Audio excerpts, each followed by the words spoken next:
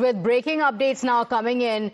Did Umar strap explosives in his shoes? Investigators are now suspecting that a part of the severed ankle was found in the car and a shoe pointing towards Umar using shoe as a primary material to trigger a blast. So more and more details coming in of how the blast was triggered at Red Fort.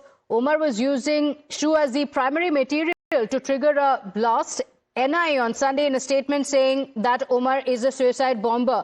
Senior news editor Bhavtosh Singh, who has been closely tracking the investigations in the case, joins us on the broadcast with the details. Bhavtosh, what are the details?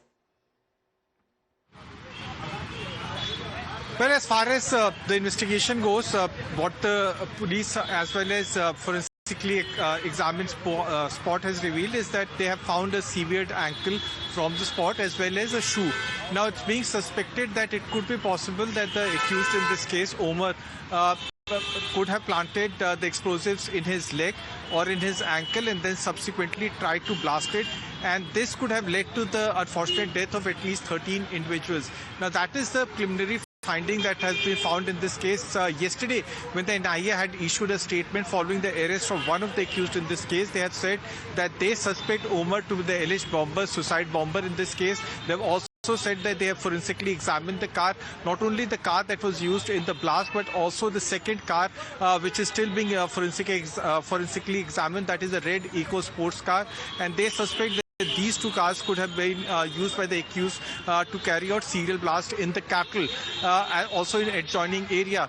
Now, the investigation further revealed that the material that have been used in this blast include ammonium nitrate as well as potash chlorate, which were extracted from the fertilizers.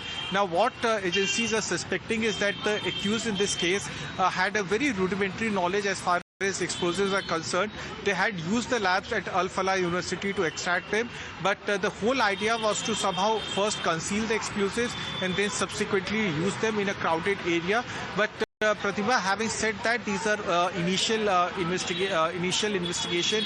It could be possible that the entire investigation things might might in fact change, but as of now they do suspect the manner in which the severed ankle was recovered and also the shoe that has been recovered. It could be possible that the shoe bomber or an attempt to use shoe as a bombing could have been done by accused Umar in this case. Okay, all right. Very, very gory details coming in from the investigations. Do stay with us. More details coming in, with sources telling Times Now that the agencies probing the Delhi blast case believe that Dr. Shaheen is the central asset in the conspiracy. The investigators have also, in fact, found out that she was being referred to as Madam Surgeon. As per sources, Shaheen was self-radicalized and then leveraged by handlers who promised overseas placement and ideological purpose in return for her loyalty.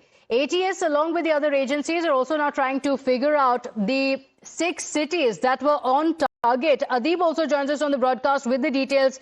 Adeeb, details now coming in of how Shaheen was self-radicalized and then was leveraged by the handlers. What are the details of the radicalization and what was being told to her being used finally for the Delhi blast?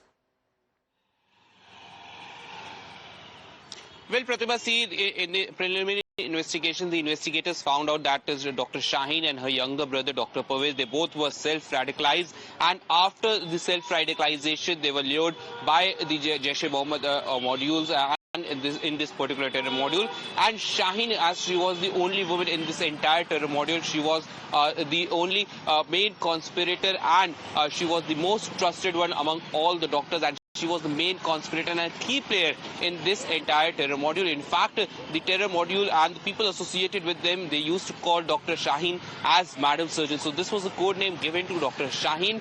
And the agencies now probing this particular case, the Delhi blast case, they believe that Dr. Shaheen is the main conspirator in this case. In fact, the people from the JEM, they used to trust Dr. Shaheen a lot, and all the other doctors who have been arrested, they were in fact getting information from Dr. Shaheen. Okay, in fact, the plot gets thicker and more sinister. More inputs now coming in. are received by the investigative agencies in the Delhi blast case. The WhatsApp chats and other social media chats have revealed the plans of Shaheen. Now, Dr. Shaheen would receive instructions from two numbers that she had saved on her mobile phone as Madam X and Madam Z in her phone contacts to talk to them. The investigative agencies are now actually trying to find out who these two friends of Shaheen are. Who are these two aides? They're probing whether these associates are based in India or whether in Pakistan. In July, in fact, Madam X had also sent a WhatsApp message to Shaheen saying that Madam Z would soon be introduced to everyone. So, Adib, does this indicate that these are two women handlers perhaps that Shaheen was in touch with? What are the details available at this point with the agencies? Well, Pratibha, see, the investigative agency, they have found some encrypted messages from the mobile phone that were recovered from the possession of Dr. Shaheen, in which they have found out that Dr. Shaheen was first being termed as a Madam Surgeon, and secondly, there were two separate contacts in her mobile phone that were saved as Madam X and Madam Z. Now, the agencies believe that they must be the handlers of Dr. Shaheen, as Dr. Shaheen was continuously getting inputs from them, sort of orders from them. In fact, in one of the messages that Dr. Shaheen has sent to Madam X, she said that we have received the medicine. Now, the agencies believe that this particular term medicine was being used as a code name for the explosive. So now these are all the points of investigation on which the investigative agencies are going to investigate. They are going to find out whether these handlers are based in Pakistan or somewhere in India, who were giving instructions to Dr. Shaheen that how she has to operate and how she has to radicalize and brainwash other people who were associated with her. And also, they're going to find out the modus operandi of these handlers of the contact of information which they have recovered from Shaheen's phone. Okay, so the plot was clearly much bigger, more people involved, and December 6th was the target. A lot more investigations will uncover the entire plot. Bhavtosh and Adib, thank you for the moment for joining us on the broadcast with those details.